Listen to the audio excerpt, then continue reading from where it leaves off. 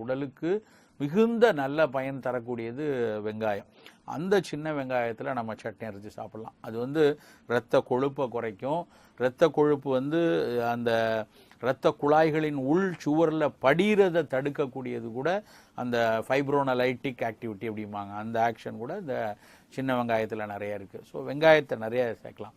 பொதுவாக என்ன செய்வாங்க அப்படின்னா, சின்ன வெங்காயத்தை சட்னி அரைக்கிறாங்கன்னா நிறைய எண்ணெயை போட்டு வதக்கி நிறைய மிளகாவத்தில் போட்டு அதுக்கு சுவையை கூட்டுறேன்னு சொல்லி வெங்காயத்தினுடைய நல்ல பயனை பூரம் கெடுத்துருவாங்க. அப்படி இல்லாமல் வெங்காயத்தினுடைய பயன் நமக்கு நிறைய கிடைக்கணும்னா அதை ரொம்ப வேக விடக்கூடாது. ரொம்ப அதனுடைய வதக்கி அதனுடைய நல்ல தன்மையை இழத்துடக்கூடாது. ஓரளவுக்கு அதனுடைய வெங்காயம் கொஞ்சம் பச்சை தன்மை இருக்கணும். அந்த சுவையை நாம் பழகணும்.